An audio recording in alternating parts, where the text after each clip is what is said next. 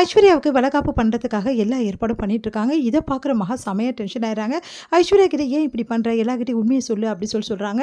அதுக்கு ஐஸ்வர்யா சொல்கிறாங்க, நீ அமைதியாக இரு, எல்லார்கிட்டையும் உண்மையை நான் சொன்னேன்னா இப்போ மாட்டிப்பேன், எல்லாரும் வந்து என்ன தப்பாக நினைப்பாங்க, இதெல்லாம் எனக்கு தேவையா, அதுக்கப்புறம் நான் அந்த வீட்டை விட்டு போக வேண்டியது தான். அதனால் வந்து அவங்க வந்து வளகாப்பு பண்ணட்டும், வளகாப்பு பண்ணும்போது நான் எப்படியும் அம்மா வீட்டுக்கு போயிடுவேன், அங்கே வந்து ஏதாவது ஒரு நாடகம் போட்டு இந்த மாதிரி கர்ப்பம் கலைஞ்சிச்சின்னு சொல்லிட்டு எப்படியா போய் சொல்லி நான் மறுபடியும் இந்த வீட்டுக்கு வந்துடுவேன். அதனால் வந்து நான் பிளான்லாம் கரெக்டாக போட்டிருக்கேன், அதனால் நீ அமைதியாக இருந்தாவே இது பிரச்சனை தீரும் அப்படின்ற மாதிரி சொல்லிடுறாங்க. அதனால் வந்து மகா வந்து இல்லை இல்லை நான் ஒத்துக்கவே மாட்டேன், எல்லாருக்கிட்டையும் நான் உண்மையை சொல்ல போகிறேன்னு சொல்லிட்டு போகிறாங்க. உடனே வந்து நீ உண்மையை சொன்னீங்கன்னா அப்புறம் நடக்கிறதே வேறு அப்படி சொல்லிட்டு செமையாக திட்டுறாங்க ஐஸ்வர்யா. அடுத்து மகா உண்மையை சொல்லலான்னு போகும்போது எல்லாருமே வந்து சந்தோஷமாக இருக்காங்க. அதை பார்த்து மகா வந்து இப்படி வந்து சந்தோஷமாக இருக்க குடும்பத்தை எப்படி நம்ம கலைக்கிறது அப்படின்னு சொல்லிட்டு யோசிச்சுட்டு இருக்காங்க. இந்த சூழ்நிலை கோடீஸ்வரி வீட்டுக்கு வந்து தங்குறாங்க ஐஸ்வர்யாவோட வளகாப்புக்காக. கோடீஸ்வரி கிட்டாவது உண்மையை சொல்லலாம்னு சொல்லிட்டு மகா முயற்சி பண்ணுறாங்க. ஆனால் அவங்களால சொல்லவே முடியல. இந்த சூழ்நிலை வளகாப்பும் வந்து நெருங்கிட்டு இருக்கு.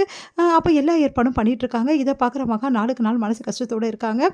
இந்த கர்ப்பம் இருந்தால் தானே இவ்வளோ பிரச்சனை உருவாகும், அதனால் இப்போ ஏதாவது வந்து அவளுக்கு கொடுத்துட்டா கர்ப்பம் கலைஞ்சு போயிடும், அதுக்கப்புறம் என்ன இந்த வளகாப்பே நடக்காது அப்படின்னு சொல்லிட்டு சித்ரா வந்து யோசிக்கிறாங்க.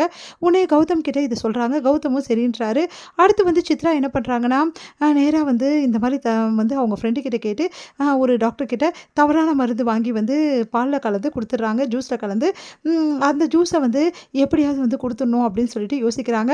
உடனே கௌதம் போயிட்டு அந்த ஜூஸை வந்து ஐஸ்வர்யாவுக்கு கொடுக்குறாரு. ஐஸ்வர்யா வந்து அதை வாங்க மறுக்கிறாங்க. எனக்கு வேணாம் ஜூஸ்ன்றாங்க. ஏன்டி இப்படி இருக்க, மாப்பிள்ளை எவ்வளோ சந்தோஷமாக ஜூஸை கொடுக்குறா, குடிக்கிறதுக்கு உனக்குன்னா கஷ்டமாக இருக்குது அப்படின்னு சொல்லிட்டு அவங்க அம்மா வந்து என்ன பண்ணுறாங்க, கொடி சொல்லி வப்பு பண்ணி ஜூஸை குடிக்க வைக்கிறாங்க. ஐஸ்வர்யாவும் ஜூஸை குடிச்சிடுறாங்க. அடுத்து வந்து கௌதம் வந்து என்ன நடக்குது நான் போய் பார்க்குறேன், அவள் எப்படி நைட்டு கத்துவா, அப்புறம் உங்களை கூப்பிட்றேன் அப்படின்னு சொல்லிட்டு உள்ளே போகிறாரு. பார்த்து வந்து நிறைய வந்து பார்த்துக்கிட்டே இருக்காரு தூங்காமல். பார்த்து ஐஸ்வர்யா கத்தவே கத்தலை. என்ன ஐஸ்வர்யாவுக்கு ஒன்றுமே நடக்கலை அப்படின்னு சொல்லிட்டு யோசிக்கிறாரு.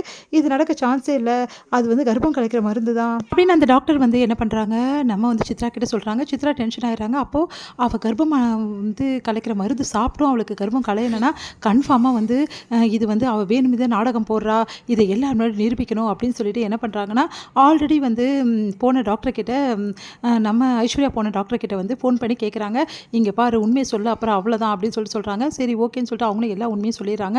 அந்த ப்ரூஃப்லாம் எடுத்துகிட்டு வந்து ஐஸ்வர்யா வந்து கரெக்டாக வந்து ஐஸ்வர்யாவுக்கு வளகாப்பு பண்ணும்போது எல்லாத்தையும் நிரூபிக்கிறாங்க.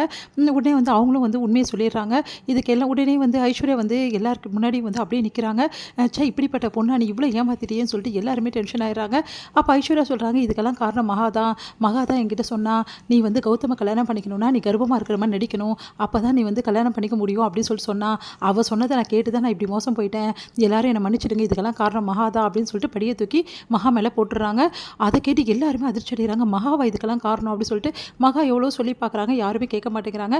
ஆனால் பாட்டி அவங்க எல்லாருமே வந்து நம்புகிறாங்க, மகா அந்த மாதிரி தப்பு செஞ்சுருக்க மாட்டான்னு சொல்லிட்டு.